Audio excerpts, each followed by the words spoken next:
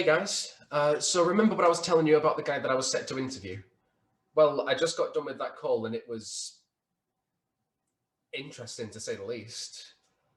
I'm not entirely sure how true any of it was, but well, tell you what, let me show you it first and then I'll talk through what I think. You're right, mate. You look a little nervous. If you're worried about being on camera, then we can shut them off if it makes you more comfortable.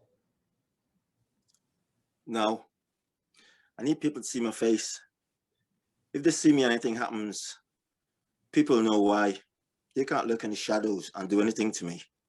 Killing me would tip their hand, you say. Kill you? Who's gonna kill you? Have you spoken to the police about this? Of course, what kind of idiot do you think I am? But they don't believe me. Of course they don't. I barely believe me. Well, why don't you take it from the beginning and tell me your story? Maybe then more people will start paying attention to whatever's happening around here. Yeah, and pigs will fly. Look, no one cares. If I tell you, at least I'm not responsible. And then people will never be able to say, I didn't warn them. Well, when you're ready, please, Jason. Why don't you start with a bit about you and then go into what you have to say? Okay, well, my name is Jason. I work in a club, mostly security, but in a town this small, people I see every week, put them in cabs home once they're too drunk to stand up anymore. That's why these stood out so bad. I mean, I know all the clubbers in town, but these guys, well, there were three of them, two guys and a girl. I didn't place them together at first, but the girl, she was the youngest. She didn't look like she fitted in, so not at first anyway. But after a while, I thought, they've got something in common. They all move the same. I don't know how to describe this. It was like liquid over rocks. How can I put this? They seemed to move or flow through the crowd as if they weren't there. But the people avoided them. I don't think the clubbers even saw them. But these three, they like moved in between the crowd so they can get to the front without people noticing. And people avoided them, not consciously.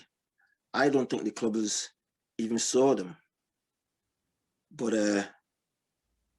they, my brain's gone, my brain's frozen. But yeah, they sidestepped and danced around. So the three of them could pass right through the middle as if it was empty. I thought it was kind of weird, but cool. So I found myself watching this group and keeping an eye on them, just checking in. I never saw them dancing or going to the bar. Although I think I saw them talking to people, that was just for a moment or so. About an hour before closing, I saw the three of them going to the back. So, but I'm quite sure I saw a glimpse of someone in the middle of them. So I said to my mate, look, I'm going to take a break, loop around the back of the building and see whosoever was with them was okay. Yeah. Please continue. Well, I'll go around the back and I caught a glimpse of them from behind, but they were moving towards a car, I assume was theirs. Car? Yeah, an old Ford Fiesta. I know because my mom had one and she gave it to me when I was learning to drive. It was awful. So I couldn't imagine how these three were getting around in one. So I was about to walk up to them. And that's when it started. the argument. The small guy and the girl got into it. The big guy grabbed what I now saw was one of the Saturday night clubbers by the shoulders and wouldn't let him leave. The poor kid kept shouting and twisting, but couldn't get free. I was about to go up to them, but I don't know what stopped me. I think whatsoever it was saved me, because then she pushed him. I mean, it looked like he could just like be able to rock him back a little, but the guy went flying literally across the car park into the bins we have out there, hard enough to put a dent in it. I know, because I checked next morning. I froze, couldn't make myself move. I don't know if it was because of what I saw, what just happened.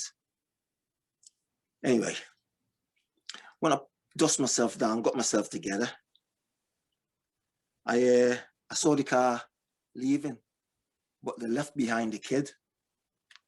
Oh, they didn't take him. I figured that was where this was going. Well, yeah, me too, right? No, they left him behind. So I went up to him to see if he was okay. I had to clap my hands in front of his face to get his attention. But the craziest thing happened. Guess what he said? Thank you for saving me.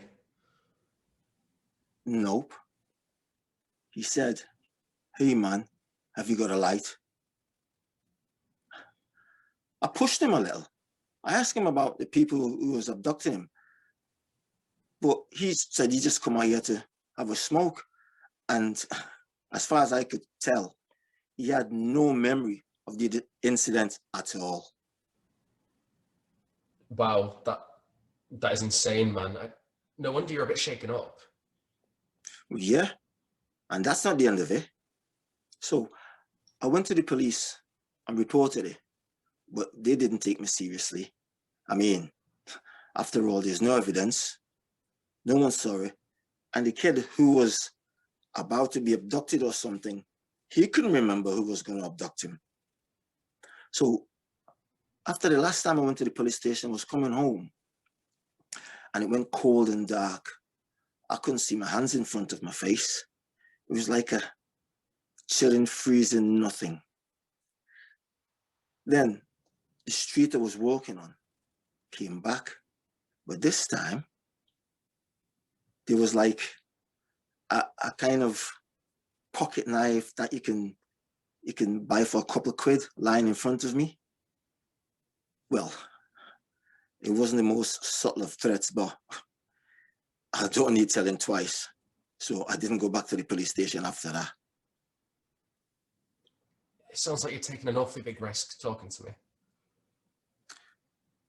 Well, yeah. I mean, I thought if I go public, you know, I could live my life a bit easier. People should know what to look out for. Thank you. Seriously. Well, if it helps someone, look, I better go. Maybe put this behind me.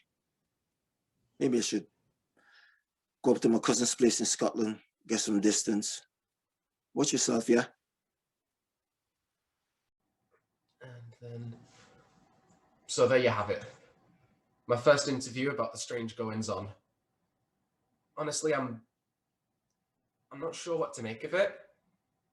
I believe that he believes what he's saying, but it seems like it could be coincidental. Sometimes people just put off a weird vibe, and maybe that's all that happened here. And people fight. In the heat of the moment, the mind plays tricks. Perhaps this display of strength from the girl that he was talking about is greatly exaggerated. But then the kid not remembering, and the warning that he was given on the way home from the police station. If what he's saying is accurate, if even half of it is, then I think this qualifies as pretty weird. I need to find other people who'll talk to me. Maybe the way to go about this is to see less what one person is saying and instead maybe go for some common denominators. I'll update you all soon. Later.